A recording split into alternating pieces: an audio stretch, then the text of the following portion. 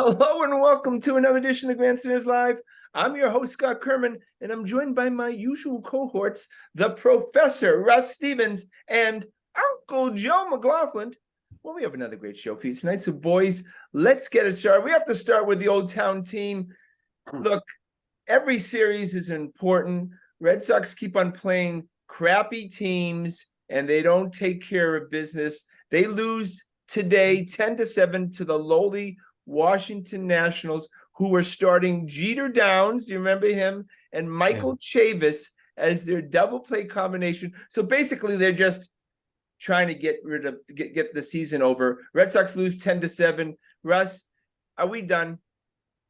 We're teetering on the edge. I think you got to go out and win 10 straight games, 11 of 12, something like that that gets you past, because you've got multiple teams to jump.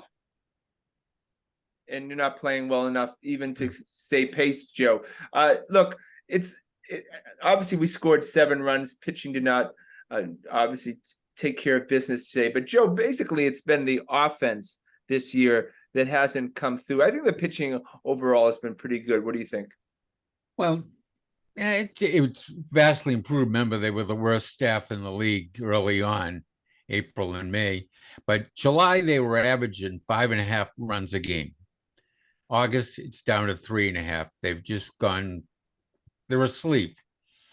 No one's really doing anything. Yeah, I guess when you Turner's the only really, and Cass is the only hot bats in that lineup. Yeah. Look, we had a nice discussion last night on our thread about Rafael Devers, and I've calmed down a little bit. But the fact is that Rafael Devers has been a fail as far as the expectation for what Rafael Devers was to the Boston Red Sox offense this year, Russ. He's been a failure. No, I stick with what I said last night. I give him a B-. His OBP is 845, 850. He's got a lot of home runs. He's got a lot of RBIs. That's not a failure. That's a below expectations. I give you that. I don't think he's exceeded expectations, but I think he's had a B- year. The stats lie. The stats lie. All I can tell you is that's where he is but answer me the question. Do you feel that he's made an impact on? Yes, he's made an impact on playing games, but I agree with you that he hasn't. Wins, I don't think he's impacted as many wins as we want him to, but he's certainly had impact on some wins. You're just not giving him any credit for it. Defensively, he's been a car wreck. He's been bad this year defensively. The worst defensive. He is the most errors and the worst defensive player in Major League Baseball. With the most generous scorer at Fenway Park. He boots the ball and the guy calls it a hit every time. Easily could have 40. In old-time baseball, he would have had 40 errors. Would you agree? Oh, yeah. He'd have at least a dozen more at Fenway Park. Yeah. I mean, Russ, moving forward, you're paying this guy $30 million for another 10 years. What position is he going to play? He's going to end up as a DH, right? Like, don't you figure him to be a DH within the next, I don't know, 3 years, something like that? I know, but can you pencil in a $30 million guy at DH? Yeah, but remember, all the salaries are going to keep going up and up and up, and in a few years, his salary is going to be moderate, right? Yeah, like a 20 million is now. But yeah, I think he's a young kid who just got given $300 million, life-changing money, life-altering money, and he took his foot off the gas this year. It's just human nature sometimes. You see it all the time in these big contracts. Their first year after the big contract is underwhelming, and I think he fell victim to the same thing. Joe, I'm not buying that at all. And this is a guy, arbitration was making $15+ million a year. So it's not like all of a sudden he could go buy a new car. The guy was guys have bad years. Wealthy already. Guys have bad years. They just some years guys don't play as well as other years. Now, as I said, Scotty, if he goes out and plays crappy defense next year and is meandering along at like worse than he is this year in offense, then I'm going to start to worry. But like, he's 120 games into a year in which he's a top 15 offensive player in Major League Baseball statistically. I'm not going to write off the rest of his contract because he's had a bad year. The red flag is that he is out of shape. And when a guy that young gets out of shape, that's very alarming. And he's not doing anything about it. And David Ortiz came into camp plenty of times and had plenty of years where he was just okay, and he looked like a tick about to burst. I know, no, it's a good point, Russell, but he didn't play defense. No, I know, and I'm giving you, like, he may not be a third baseman for long. That could be a long if he doesn't clean. He played much better defense last year. I agree. He didn't come in as good a shape this year. His defense has tailed off. I'm not trying to tell you he's had a great year. I'm not. I'm just not willing to write him off yet. Joe, Russ gives him a B-. What grade do you give Rafael Devers for this season? I'm a tick below Russ. I'm a C+. You know, he's got some good offensive numbers, but I've watched just about every inning of every game, and all those numbers haven't translated into wins for the Red Sox, and a number of his defensive miscues have translated into losses for the Red Sox. So I'm not as wild about the numbers, but I'm on Russ's side as he'll right the ship, I think. Well, he gets a D in my book. And the fact is that if he was playing what Russ said, B- baseball, I think it would be 3 to 5 victories more for this team right now. The problem with this team this year, I mean, they're in the top 10 of offensive teams in Major League Baseball. Their pitching is like, I don't know, 18th or 20th, depending on how you measure it. Like, their pitching has not been good relative to the rest of the team. A lot of that is their defense, though, Russ. Their defense is probably dead last. Their pitching and defense. Yes, pitching and defense. Especially the infield defense really impacts a pitcher's performance. And Heim left them with 0 at second and shortstop. 0. It's been a joke this year up the middle of the infield. You could say, could you say that the season was over before it started by putting Kike in shortstop? Yeah. It was a poor choice. It was a very bad decision, as we see now. It wasn't even a choice because he shouldn't have been in amongst the players to choose. Well, they damn well must have known or should have known that Story's, arm was going to be an issue, right? So that shouldn't have surprised them. But they had no plan B. Xander walked. And they had no plan B. Their best hope was Trevor Story, who they knew was coming into the year with an arm problem. That's just bad planning. They got lucky by trading for Reyes. I mean, good trade, but that guy saved their bacon. And Story Reyes was just a minor league player when they traded for him. He wasn't even in the major leagues. Story answers some questions that we had concerning Trevor Story. He can play shortstop. I mean, I think he definitely has the arm strength. We didn't believe that, right, Joe? We didn't believe he had the arm strength. Well, we haven't seen him uncork one yet either. He's been pretty routine, but it's a pleasure to watch. He's much better than I thought he would be. And the arm strength hasn't been an issue yet. We'll wait and see on that. And he's a guy, Russ, he's a guy that could hit 25 to 30 home runs at Fenway Park. Yeah, but he probably is going to hit about 210 to 225 to do that, right? He's got to swing. You have to swing. And maybe 200 hard. Strikeouts. If he plays the whole year, he's going to strike out like Bobby Dahlbeck.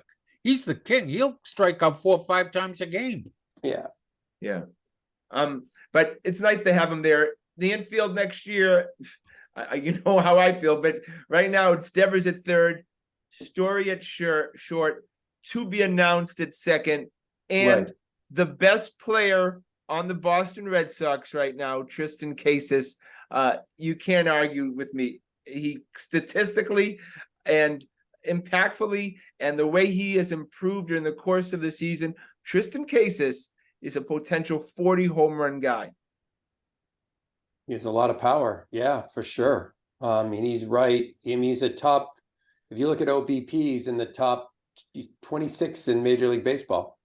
2 slots behind Devers. He doesn't get cheated on those home runs. Every one of his home runs are 400 plus. And that's a guy that April obviously struggled, coming out of the gate, still a rookie. May got a little better, and since June, he's been a monster. Someone told him get the bat off his shoulder and that's what happened. He started swinging at the ball. And defensively, I think he's been much better. Look, the fact is, when we talk about Devers, he's saved Devers so many errors by he's pretty good at picking those bouncers up. Yeah, I think he's good. He'll get better. I mean, you hope he gets better. He's been okay. I don't think he's been an amazing defensive player, but he's been okay. He'll get better. Yeah, he's been better makes the lately. plays. No, but he was, and the fact is, you thought he was a developed first baseman defensively before he came up. He actually has played worse than he did in Worcester, but now he's kind of settled in. He's picked up the pace. He's just got to keep his mouth shut so much talking to everybody on the field. The kid is real. He really is a character. He's fun to watch. And I feel like it, maybe with you guys, he's must watch up at bats now. I will not go somewhere knowing that Cases is coming up. Yeah, we got three guys in the lineup now between Devers, Cases, and Story, who are like really good major league hitters. It's a pleasure to watch them hit, right? Right. Yeah, Duran's fun to watch. I like Turner too. Turner usually good at bat. Yeah. It just not that he's going to be with them going forward, but Duran's fun. Where you can blame Heim is leaving them without anything up the middle and not enough starting pitching, like real starting pitchers, not guys you're trying to convert like Whitlock and Houck and so forth. Just like real grown-up starting pitchers, big boys. Cora is not able to hide it anymore. His contempt for stupid play. McGuire made an out a few nights ago, took a bases loaded, no out situation and made it 2 outs with a man on third by trying to run to second. And at the press conference after the game, he was like, "That we can't do that. It's just stupid." Yep. And he was the villain. And remember the ball that ended the game when they caught the ball and he thought it was a home run. Right. Same one. McGuire, who's going to be out of here so quick when the season's over that they're done with him.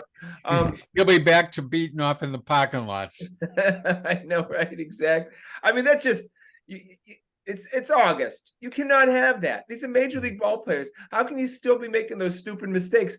I mean, it's not. This is not right out of spring training. Right, Russ. It's not on core at this point. I mean, these guys got to be able to do the right thing. Yeah, it's not. They just we've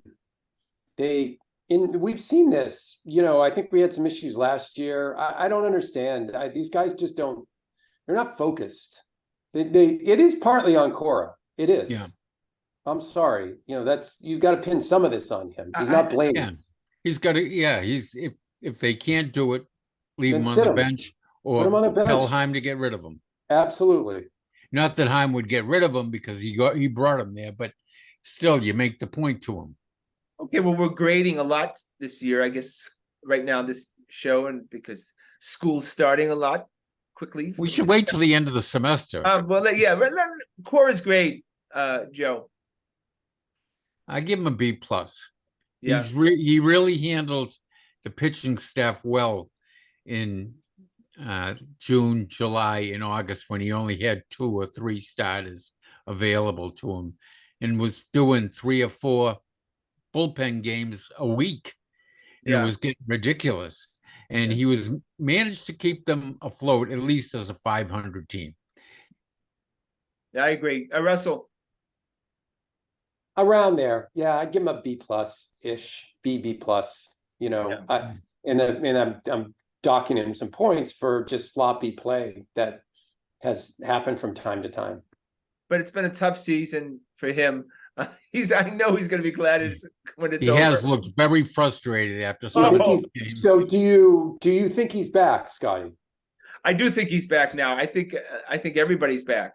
I think that again, if we go over the players that Heim has brought onto this team, the Kenley Jansen and the Chris Martin thing, just those two alone, what he's done to the bullpen by fixing that back end, you have to give Heim credit for. But the Bernardinos, of course, is Yoshida. Turner's. he's acquired some good guys this year. Some guys that were used to are part of the Red Sox fabric right now, but who were not playing on the team last year. Timmy, you're here. But those are all like role players and bit players. Well, Yoshida's not a. Well, not Yoshida, but most of them you're naming off are niche players. Wait a minute. Not what they needed was starting pitchers, bona fide starting pitchers. They needed a bona fide starting shortstop, a bona fide starting second baseman. No, Joe, I wouldn't have minded a bona fide starting catcher. I like Wong, but I would like the biggest need. Can you imagine if they had Kenley Jansen there last year? They would have competed for a while. That's what they. I believe Russ had been screaming about this for 2 or 3 years, that they need a closer and stop with the foolishness. And finally, Heim listened to him. He must have listened to one of our shows, because you can't go without a closer. You have to have it. Timmy, isn't it nice to have Kenley Jansen? 19 for 19 his last 19 opportunities. Timmy? Oh, Timmy's frozen. Oh, there he is. Oh, we can't hear you, Timmy. He's driving down the road. Can't hear you. But Russell, right? I mean, obviously it's been a game changer. Look, that's what closers do, is they close games. You pay for the security, right? You pay for the reliability. And we don't pay for it, you don't get security, and you don't get the reliability that you need. It's demoralizing to lose a game from a. Can you hear me now? Oh, now we can hear you, Timmy. Timmy, okay. Nice to have a closer for the Red Sox. Yeah, so, how I look back on the days of Timlin in the 8th, Papelbon in the 9th, I mean, has baseball changed that much that Bloom thinks like that just doesn't apply anymore? I mean, thank God he went out and got one, but I mean, look what it took to do that. But they try to be a little. Took 3 years of losing for him to figure it out. Yeah. And Chris Martin has been incredible. It's starting pitching this team needs. I mean, 2, like Ross said, 2 legit 1 and 1A starters. I mean, I don't think the rest of the team around them is that terrible. I mean, defensively, yes, but hopefully we can clean it up with a good shortstop and get some of the starters back.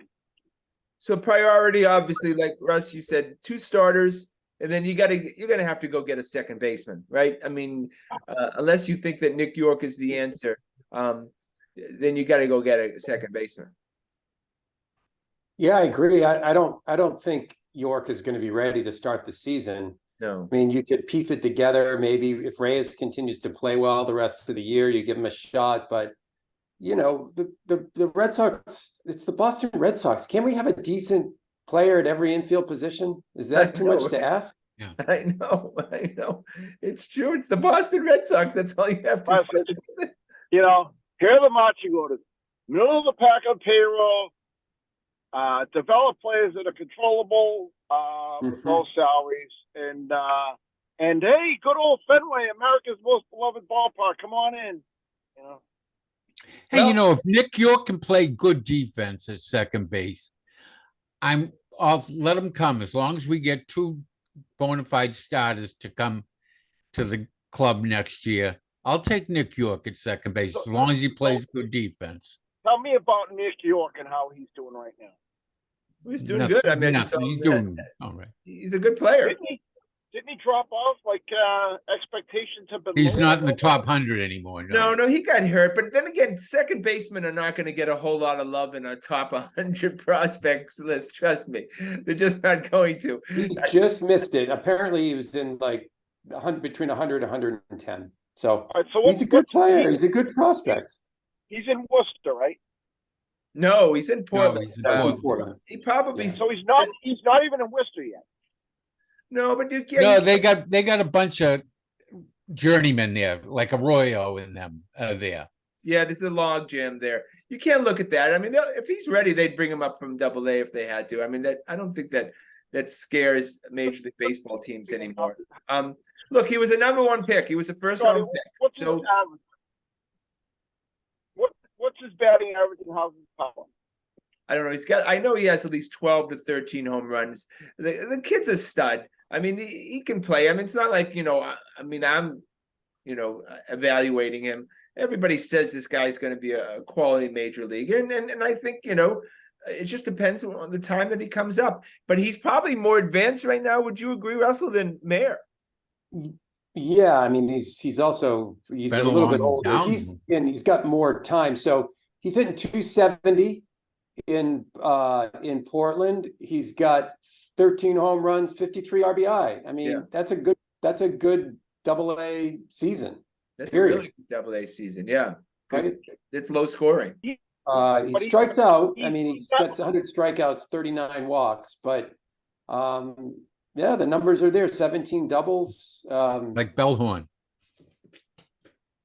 Yeah. I mean, it's not impossible that if he plays well the rest of the year, has a nice spring training, they could give him a shot. I just don't know, Scotty, that you can count on that. Like, again, we're the Boston Red Sox. Go out and sign a guy for a bunch of money for 1 year to play second base, who's a good player. And if York is playing great, then bring him up and displace the other guy. But like, we've got plenty of money. Yeah, we can find a second baseman at the major league level that hits 270 and's got 12 homers and 53 RBIs and not have to pay through the nose for it either. Yeah, I think also defensively, Nick York's a very good defensive second baseman, and you need that in that infield. We cannot repeat this season. How many errors? Well, the pitchers would have probably at least half a run less on their ERA if they'd had a reasonable infield there. There's 4 schlubs. Casas is coming along, and now you got Story, who's nice regular at short, but basically they had 4 schlubs for most of the year. But is Story the answer is short for the next 2 years? Yeah. For now, yeah, until Mayer comes. Yeah, and when Mayer comes up, you can move Story back to second base. Story was a great second base. We're good with Story at short. Pencil him in for next year. Yes, absolutely. Yeah, he doesn't hurt you there. He's sort of like Xander, makes the plays. Yeah, he's a good, and the kid has some speed. He tries to steal. I mean, the fact is. Oh, that game I went to where he stole second and third, remember? The fact is, guys, and I would imagine you would agree with me, we're in such better shape than we were a year ago. It's not even close. I mean, we had so many holes in this team a year ago. And of course, holes being made by the guys like Xander leaving. But now when you go into the off season, you really can, like you said, focus on putting your money on clear needs. 2 starting pitchers, and then a second baseman. And I would say Connor Wong is a backup catcher. He is. You need to go out and invest in a catcher too. He's a great backup, though. Good defensively, can throw people out, and he's hitting a lot better at this point in the season than I ever expected him to be. Usually catches go down to like 150 at about this time of the year, especially when they use as much as him.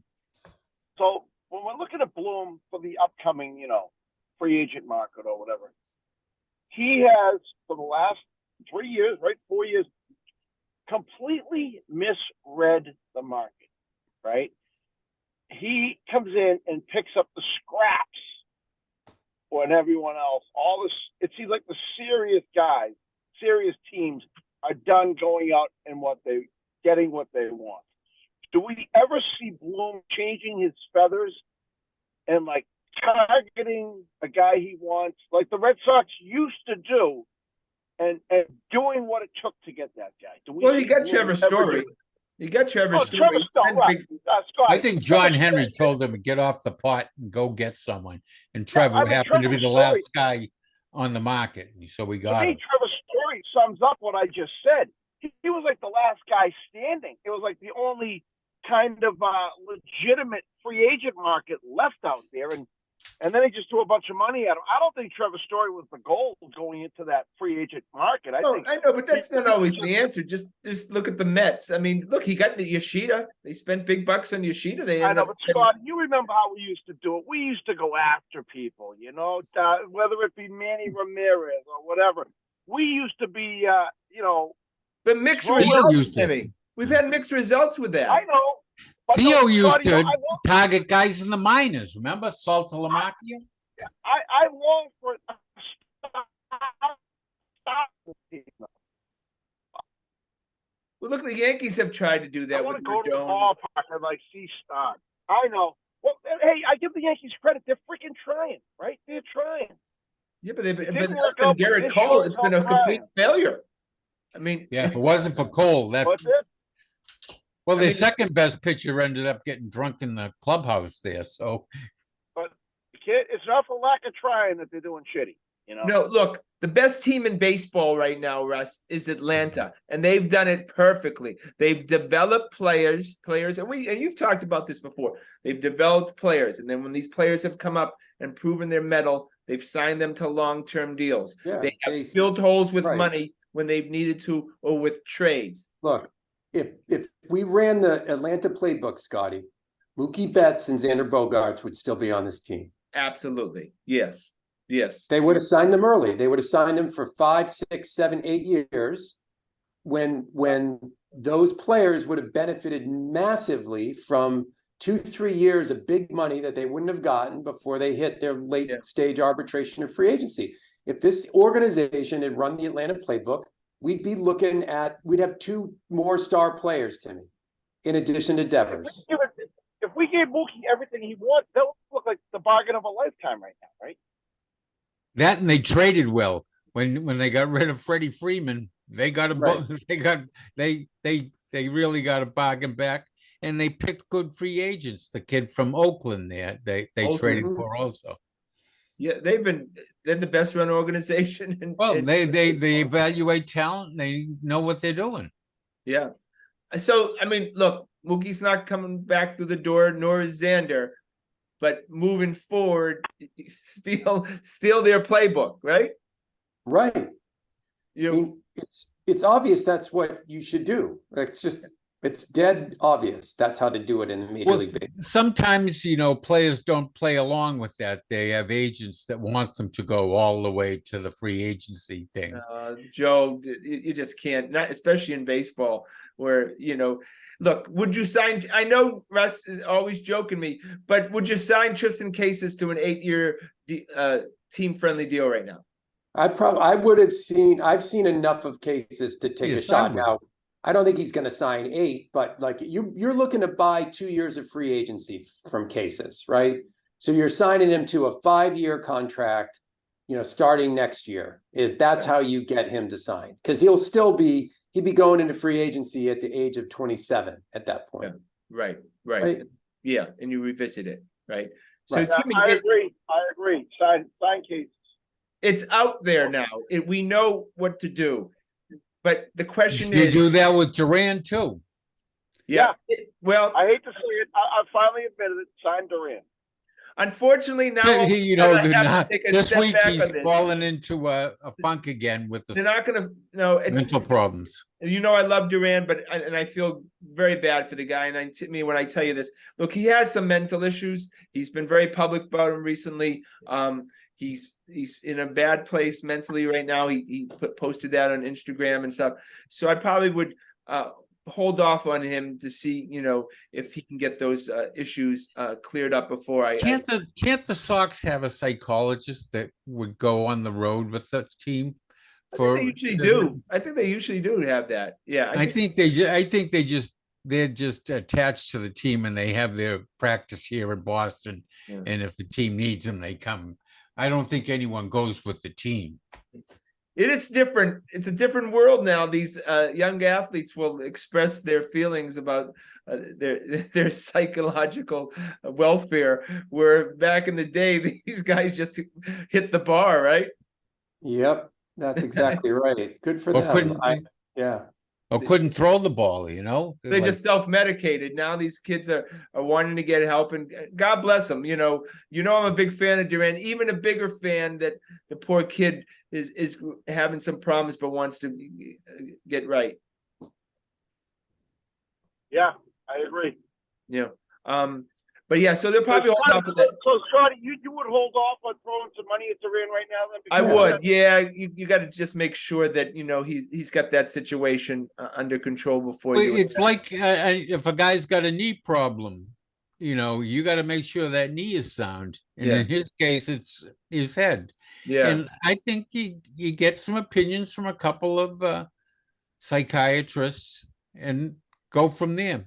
Just like you would go to a couple of orthopedics and find out what the knee was doing. Great point. You summed it up perfectly. How old is Duran now? What, 26, 27 maybe, right, Russ? He's no spring chicken. He could be coming into his 5 best years, right? You would say he's in his prime, right? If you want to think of it as far as age, it may cost him. Look, they could sign him, but obviously it would cost him. It may cost him some money as far as a contract. Look, Whitlock was smart. Whitlock signed like a 5-year deal. He couldn't sign fast enough. I mean, he's got like a 5. Boy, was he garbage last night? 6 earned run average, and he's tied in with the Red Sox for like 6 years right now. Durand is not even up for arbitration until 2026 when he's going to be 29 years old. You have control over Durand basically through the rest of his prime. He's not going to make a lot of money. He'll get some arbitration numbers, but they've got multiple years of arbitration. They'll have him at arbitration. They're not going to give up that many years. Yeah.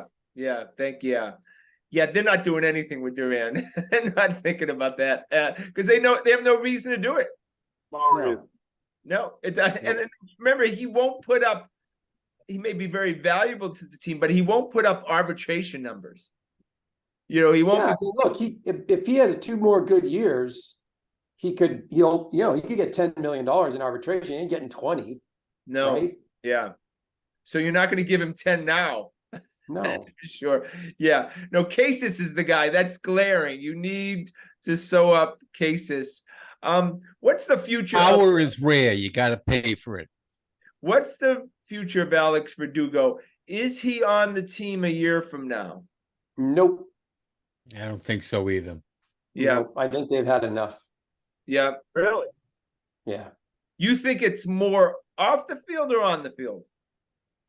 I think both. He just doesn't hit for very much power, right? Even had a good year, and he's got 9 home runs, 8 home runs. Like 9, yep. I just think you put a corner outfielder in Fenway, they're better off bringing up Rafaela, moving Duran over, and going from there. I think that's it for Alex Verdugo.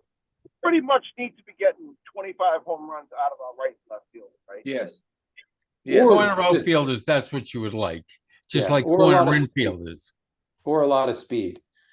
I certainly wouldn't let me ask you a question. I guess, if you let Justin Turner go, if you let him walk, you can make Yoshida your DH, and you could have Rafaela, Duran, and Verdugo. But it kind of feels like, unless you do that, it's either Verdugo or Rafaela. I mean, if you're going to I don't think they can let Turner go. I think he has a player option for next year. Oh, is that right? Yeah. You could be right. Well, I mean, for a pretty good price too. He's get some good money next year. So I think you're probably going to take the option. I think you're right, Russ. Yoshida's proven that he's such a small guy that where of the season he cannot be playing left field 130 games moving forward. He's really a 60 to 70 game left fielder, and then the rest of DH. Yeah, Joe, you're right. Turner has a player option for 13-4. That's a good piece of money. You have to. Yeah. No. But the problem is the Red Sox would have to pay him if he opts out, like 7.5. Yeah, they'd be fine with that. He's going to be 39 next year, I believe. I think it's 6.7. I see here. They'd have to pay him 6.7. Yeah. So the math, but is someone's probably paying him $10 million for 1 year. So he probably opts out. So Oh, interesting. He gets that anyways. Interesting. Yeah, you might be Oh, right. that isn't, because if he can get a $10 million somewhere else now it's a 16, $17 million contract. I think he And leaves. he could be now that the NL has the DH, he could be a valuable guy. Oh yeah, Timmy, I think Turner probably gets a 2-year deal somewhere. I Yeah, don't know. somebody He's will take him. 39 next year, isn't he? Yep. Yeah. But the age is irrelevant if he can still do it, you know? Yeah, He's right. doing well this year and he's hitting good. Yeah. It may be something. Apparently, he likes it here. His wife likes it here. They're doing some charitable stuff. So maybe if Heim was a normal GM, would probably go to Turner before the end of the season and see if he can't work something out. Kind of like an Al Horford deal. Right. Yeah, no, that would be ideal, right? Yeah. Because So are we happy going into next year with him as our DH? yes. Sure. Yeah, very good. And Yeah. he's the utility. He's played what, first, second, and third this year. So Not he's well, your utility, not well, but he's your He utility has been infielder. out there. He played third better than Devers, I thought. Yeah. All right, we'll finish with the Red Sox. Go to the New England Patriots. Zeke Elliott is in town, man. I just think that is a great signing. Patriots, historically, Corey Dillon's, Antoine Smith's, they've always done well with veteran running backs in their history. Always. This guy's only 28 years old. It's not like he's 100, Russ. I mean, No, a lot of miles on it, though. A lot of miles. he does, but he's not going to look, he's the second back. He's not going to be hauling it 30 times a game. All we need is he's probably what, Russ, 8 times a game? Yeah, I think that's right. I'm guessing, yeah, 7 to 10 rushes a game. There'll be third down, short yardage, blitz pickup. That's it. Unless Stevenson gets injured. Now, by the way, Stevenson gets injured, they'll run Ezekiel Elliott until his legs fall off. Yeah, right, exactly. Well, they're paying for the smarts too. He's very experienced in the NFL in blitz pickup, in receiving, sneaking out for the screens. We saw last year Ramondre was hardly a very sneaky guy. After the third game of the season, he was getting thrown for a 2-yard loss on every screen. So maybe Ezekiel can use his veteran smarts, show Ramondre a few tricks, and help out Mac in the bargain. Timmy, you talk about. Do you think a big part of grabbing him was he's very good at picking up blitzes, right? Yeah. Very good. But Timmy, you talk about the locker room. They lost McCourty, who was huge in the locker room.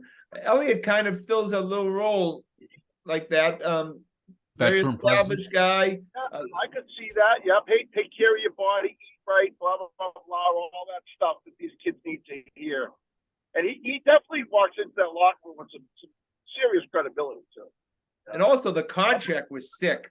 This contract was so user. At first, they thought it was $1 million signing bonus, and they're like, "Well, that was a great deal."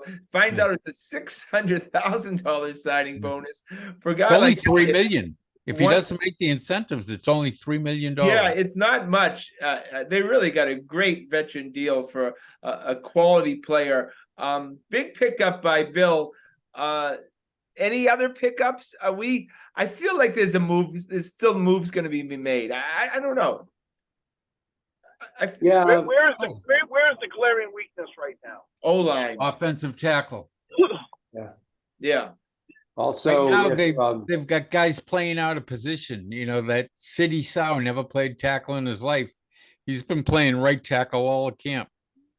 Yeah. yeah, I mean, if Gesicki's out for a bit, they could use. I mean, they need offensive depth. Yeah. Yeah. Right? Yeah. Why, offensive line, tight end, and probably, maybe even, I'm guessing they're finished at wide receiver, but you never know. Now And they've been resting Ramondre. They haven't been playing him at all because they're thin now. Obviously, they don't think Strong and Harris are ready for prime time because they've been holding Ramondre out just about all of training camp, and he's not injured. They just need him to be ready for the season. so we're going to be haunted because I I'm think already. that's a good move. these running backs take such a beating. It's like let them save taking those hits so long as you can. You know? Yeah, keep their legs.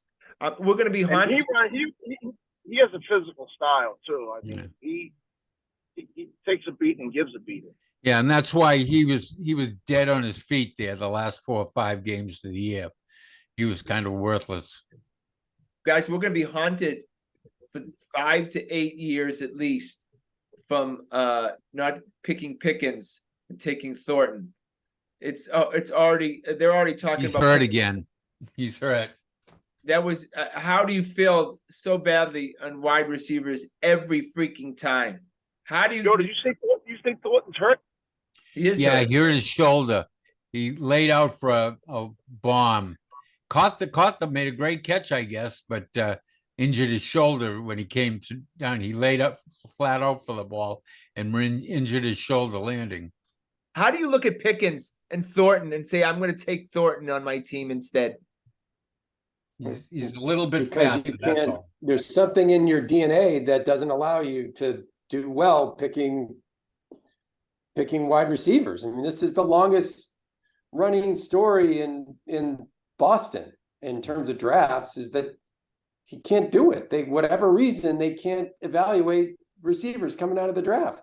But they go to extremes. They had all short guys, so then they started drafting all tall guys, 6'3", 6'4". It didn't work out.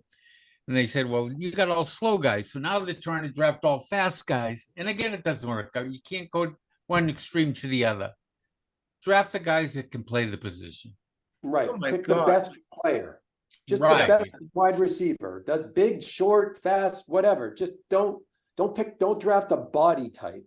What Draft we the talk- best player. But that's football. Football, they draft size because you can't coach size, and they draft speed. Size and speed. They don't care about the person. Timmy, They we think they can coach them.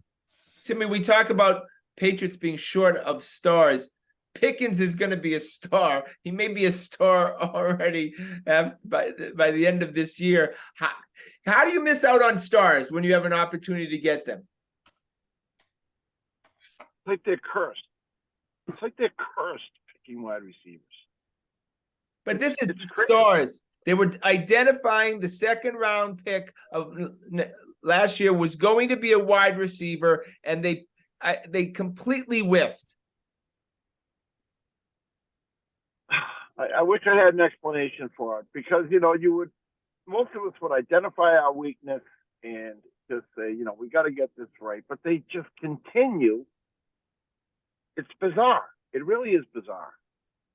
But And these the are funny thing franchise is, maybe names, they got too. a undrafted free agent, that Demario Douglas, that will make the team and be a No, he starter. was drafted in 6th round. Oh, that's right. You're right. Yeah. But he's No, good. but I think part of He it, might be a Scotty, starter. they're always trying, the one thing that Belichick has done more often than not is he likes to zig when other people zag, and he likes to zag when other people zig, right? Yeah. And you give him credit. Like, I think Mac Jones is going to have a decent year. That was a pick everyone thought they should make. They picked a decent quarterback. Christian Gonzalez, that's a pick that everyone thought they should make.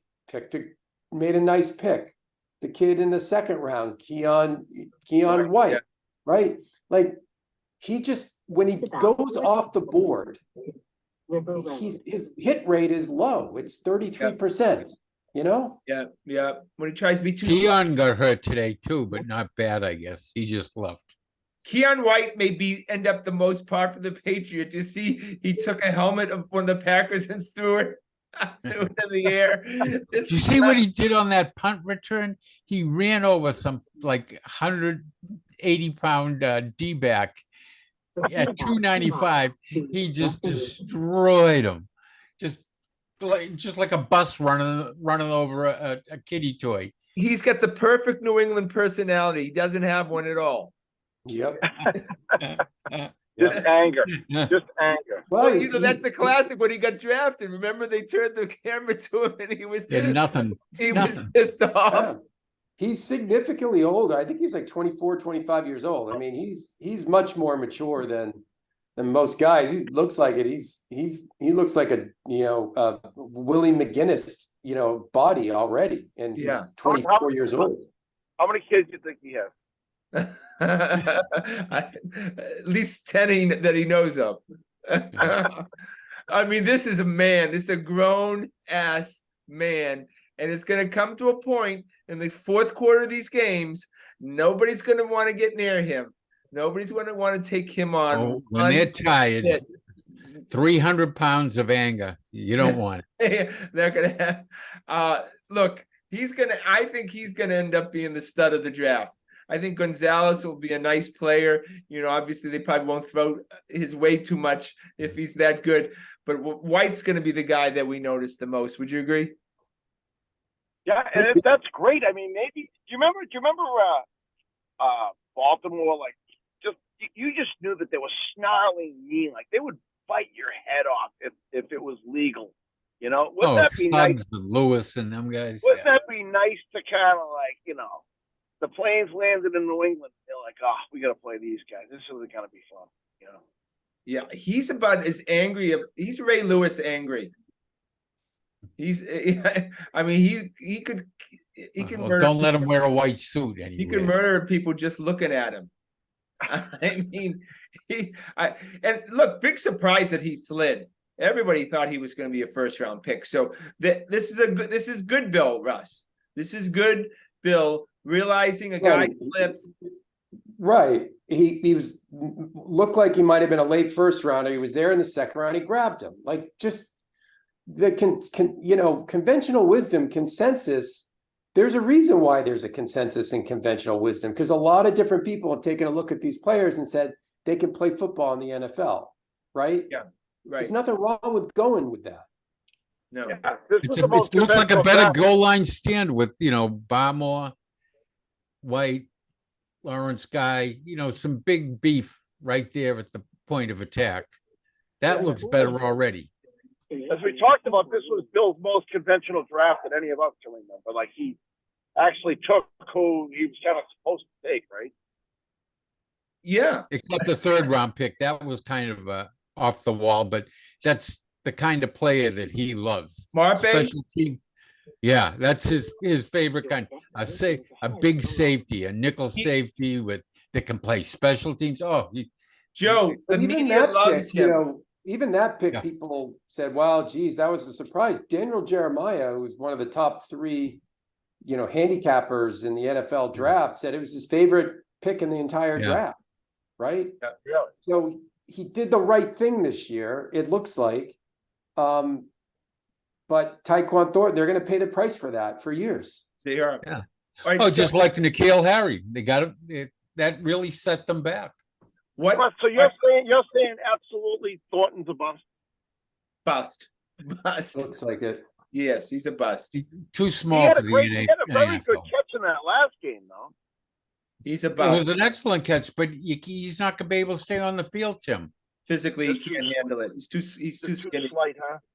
Okay, so they got us all excited. Fourth quarter, first preseason game, which means absolutely zero.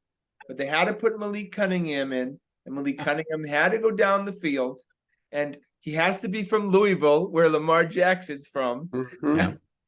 Now, there's no chance in hell if Bob Kraft wants the Patriots fans to burn down that new scoreboard, should they cut Malik Cunningham. But that seems like such a Bill thing to try to squeak into the practice squad. But so my question starts with Russell. Does Malik Cunningham make the team? Yeah, I think he makes the team as sort of a third quarterback gadget player. Okay. He's listed as a wide receiver. Yeah, but I think McSorley's gone. Bill O'Brien can't save him. Bill O'Brien brought him here. Bill O'Brien's going to have to get rid of him. Who? Malik McSorley. Oh, the Alabama quarterback. Oh, I know, but because remember, Belichick has kept 4 when he kept Brady back in 2000. He had 4 quarterbacks on the 53. Timmy, does Malik Cunningham on the 53 man roster? Yeah, and I could see him being used all over the place. I really do. I think he's. I know it was against the scrubs and the wash-ups and whatever, but the kid certainly showed it in college. I mean, he was an absolute freak in college. I think he's got something, and I think we're going to hear his name. Look, yeah, you got to good keep stuff going forward. quarterback's the most important position in sports. You can't cut Cunningham so you can have the 53-man guy be some freaking special teams guy that we don't even need. That'd be just for the wide receiver option. You pitch it out to him, and does he throw it or does he run with it? What does he do with it? I thought it was an interesting. They got rid of Mitchell this week, who was a standout special teams wise last year. Remember, street free agent Joe? You remember him? Yeah. The surprise move, even Mike Reese had him on his 53. I think that's kind of setting up for the fact of keeping Cunningham and with the idea that special teams has been minimized. Would you agree? Well, with the kickoffs been eliminated, that's, up to a dozen plays a game. Yeah. Eliminated from special teams. Yeah. Russell, you think that's why he's kind of starting cutting bait on some of these? Yeah, I mean, he still has a lot of special teams, like only players, though. So look, he's going to have to do they'll have to move some people for them to keep Douglas and Malik Cunningham. They're going to need to move some other people. There'll be one or two surprise trades or cuts. Yeah. I think some trades.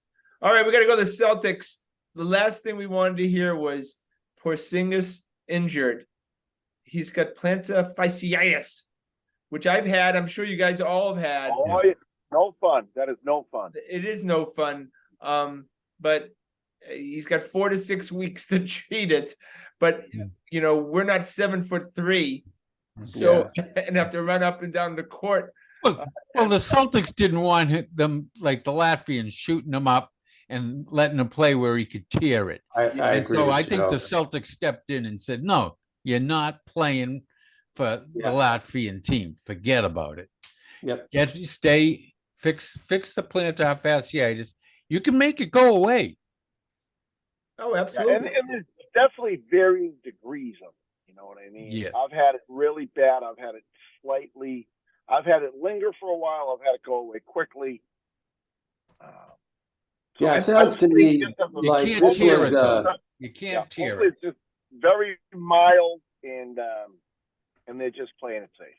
sounds to me like this is not a new injury. He's Yes. had this, and this is a better safe than sorry, because we don't want another Gallinari guy gets injured before his Celtics career even starts. I'm guessing that if the regular season or the playoffs started tomorrow, he'd play. Yeah, I mean, I they think it gave was up alarming. lot to get this guy. I think it was alarming. Obviously, they did a physical, so they understand this. I just thought it was alarming that we actually had a particular injury that was discussed. I mean, that we all of a sudden said this particular injury. Are we assuming that the Celtics knew about this before they made the deal? Yeah. Oh, I'm sure. Yeah. And so they're okay with it. Yeah. Yeah. It's something almost everyone in the NBA has dealt with at one time or another. Yeah. And they're all still playing. So he's not seeing more than Those big men in their feet worry me, though. It really does. Is he going to have an Al Horford schedule the first year? If I'm the Celtics, I'm gonna give these guys second nights of back-to-backs off. I'm gonna rotate them through. They'll give all three of those guys some rest. They should. Or if they swap them, like Al never plays the second night of a back-to-back, maybe Porzingis doesn't play the first night. Right, exactly. They do have 14 back-to-backs. They released the schedule today, and they have 14 back-to-backs. Wow. That's one more than last year. So that's a lot of back-to-backs. So they're going to have to look at that carefully. And there's one stretch where they play like 26 games in 47 days. Wow. I mean, it's like a game every other day. I mean, it's a real, in February and March, when you're getting ready for the playoffs, it's not a fun schedule. Timmy, they're going to have the in-season tournament. What's the incentive to win that? And as fans, do we care at all? Are we going to care if We probably won't care unless our team is in the finals, and Yeah. I don't know. It's going to be interesting to see how it plays out and how much we give a crap about it. I mean, we hit these lulls of the NBA season where you just, and you know how the NBA is. A lot of times you don't even turn the game on until the fourth quarter, the last 5 minutes of the game. I mean, they're probably looking to spice up what is kind of like a mundane long season. I just, Russell, should they give the team some incentive to win it all? Yeah, what I think they should do is Give them the 8th seed. Give the winner the 10th seed in their conference, right? So guaranteed admission to the playoffs as in the 10th playing spot. If you finish 6th, you finish 6th, you get that spot. Right. But that's first off, you could clinch a playoff spot in February. Imagine a play-in spot in February. Like, that's not a bad thing, right? Yeah. If your team is meandering along, that's what I would do. Honestly, guys, what I just think they should be playing 72 games. Yeah. Right. They should be playing 3 games a week, and that's it. Right. Like, and just give these guys more space in between games. 14 back-to-backs is just ridiculous. That's ridiculous. The quality of play is just going to be. And just about every team in the NBA has, between, say, 10 and 15. But there's one good game. Christmas Day, we're at the Lakers. So we'll be in the primetime game. Oh, fun. if LeBron anything except talk to the relatives on the holidays. Yeah, but that'll be we'll have to go through the whole Christmas Day before that comes. My sister will walk in and say, "You're not watching sports while we're with the family," and she'll try to turn it off. Look, I think 57 games wins the first seed. I think in the Eastern Conference. Here's a question I'd have for you guys. Like, our home court advantage didn't mean much this last time around. No. Would you rather win 52 games, be the 3rd or 4th seed, and make sure that Tatum and Brown aren't playing 37 minutes a night, that you're getting everyone some proper rest? Would you take 4 losses or 5 losses during the year to preserve health and rest? Yes, well, I think we do. A couple factors here, Russ. Brown doesn't have to get those minutes now. He's got the contract, right? I mean, right. A lot of times they will play for stats and all NBA. Yep. There's a lot of money on line. Tatum's pretty locked up too, right? He's locked up. He does not need to make all NBA to get that contract. He already has, yeah. We could do that. And Tatum always wants to be in there. But I think we have a little more maturity backing the coach up now, right? So yeah, I would say absolutely. Yeah, Jason doesn't need to be in there for stat padding in the 4th quarter. No, but he wants to be though. He wants. Yeah. He's always liked to pad those stats, but he doesn't have to. So my point is, would you take him aside before the season and have Jason? Let's sit down. Let's talk about like our plan for the year. Yeah, especially where he won't fix that wrist that's been bothering him for 3 years. So he's going to have to sit down when they tell him to. Missoula did a poor job last year. Maybe he just didn't have the cachet of time management. You would hope that everybody got together, Brad and Missoula, and things will be better this year. Because, Russ, I think you make a great point. I think the perfect seed is the 3rd seed. You definitely want to have the first round, 3rd, at least or the 4th seed. At the very least, the first round of the playoffs, you want the home court. Yeah, like, look, I understand why Missoula did what he did at the beginning of the year last year. He wanted to win every game he could because he wanted to be He's the new guy, coach, right? Yeah. But he doesn't have to worry about that. And I just think I get so wrapped up in winning all these regular season games. What's it worth? Like, our home record in the playoffs was meh, and I'd rather win 52 games instead of 57, be the 3rd seed, and have these guys go into the playoffs fresh. Yeah, and Missoula should have an easier time of it. His 2 gadflies in Smart and Grant, aren't they yelling at him all the time? So he'll have a firmer hand on the team. He'll be able to rest people. We finish off with the Boston Bruins And my condolences to both Russell and Timmy, as David Krejci has retired. Where do we put David Krejci in the annals of Bruins history? Is he a top 20 player? No. Nah, but he was the best passer the Bruins had in the last 20 years for sure. Yeah, I don't know. I don't know the Bruins top 20 or 25, but I'm assuming he's in that top 25 range. He's going to get his number retired. Oh, I put him with the Wayne Cashman, Johnny McKenzie's. Yeah. Not quite. I don't know if he's Rick Middleton. Probably not. No way. Not even close. Not, was a great but guy. he was a nifty. He's a nifty passer. He can thread the needle. Yeah. Can't back check a forecheck to save his life, but he could thread the needle. Yeah. I mean, he's top 35, 40%. I mean, there's been some good players that have walked through the door over there. Well, I'm just very sorry, guys. But he was one of my least favorite players every year. I couldn't stand him. But I know how much you guys felt for him, so I know it's a tough moment when you lose a guy like. Just give me clear. How's this Harvard kid they signed? Just to be clear, hang on. Just the last. Let me say the postscript on Krejci. 5th in assists in Bruins history, 5th in games played, 6th in postseason points, and 9th in points in Bruins history. Yeah. All right. So just can we this? He's Johnny. That's better than Johnny Pie McKenzie. Yeah, you're right. Yes, it is. Well, we have a special place in our heart for those 70s Bruins. You know that, right? Jesus. Johnny Pie didn't have Pasternak one time worth it. Giving him 50, 60 points a year either. Timmy, make sure to bring up Pie McKenzie every week. Those are some serious statistics, Russ. Those are big time numbers. I mean, he didn't look like it when it was on the ice. You know what I mean? But the numbers sure did pile up, didn't they? He had some very good wingmen over the years. Oh my God, are you kidding me? Pasternak.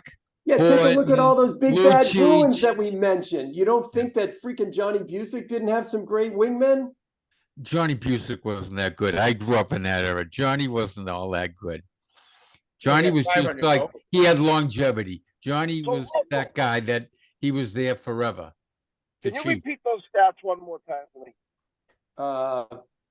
5th in assists. He was all time. In all time in Bruins history.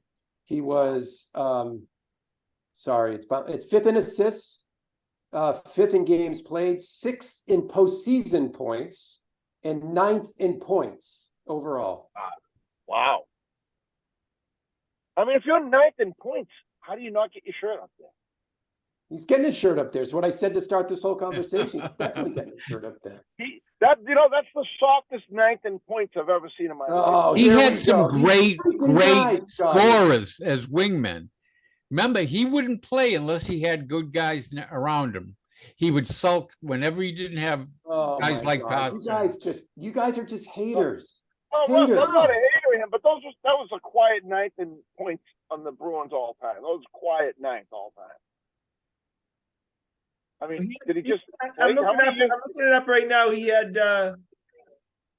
206 goals.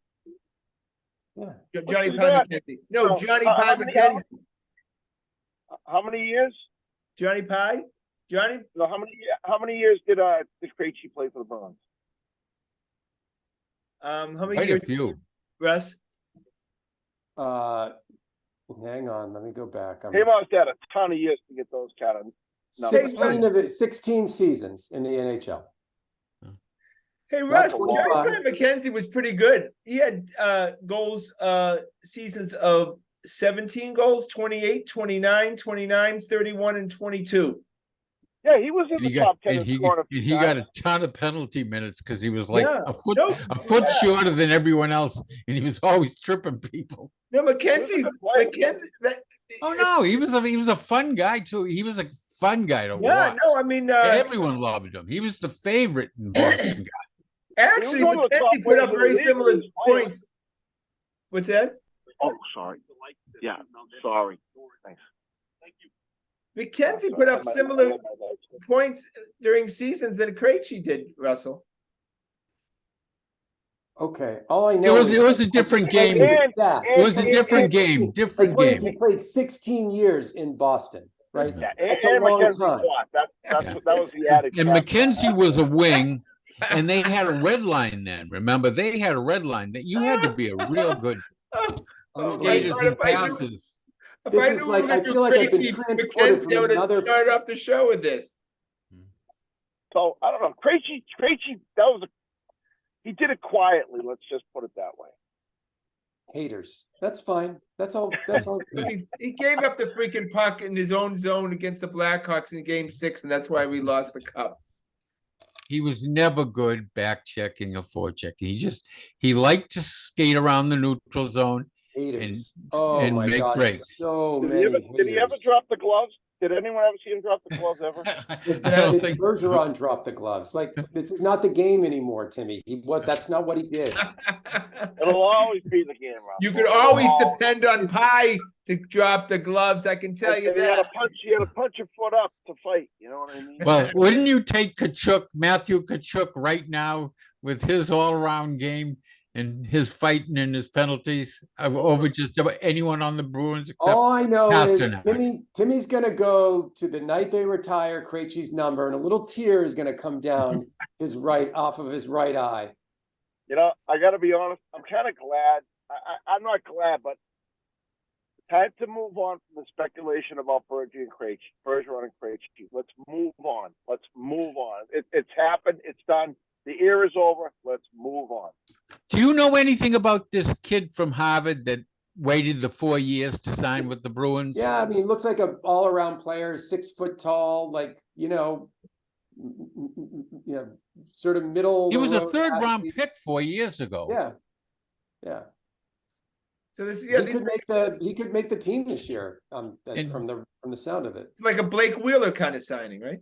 Yeah. He's if you wait 4 years, then you go back. You can become a free agent. You don't have to sign with. He was drafted by the Coyotes. Don't blame him for not going to them. Wait, isn't he from Massachusetts? He went to Harvard. Yeah, he's from. He's from when he went to Dexter too, right? Yeah. What's his name?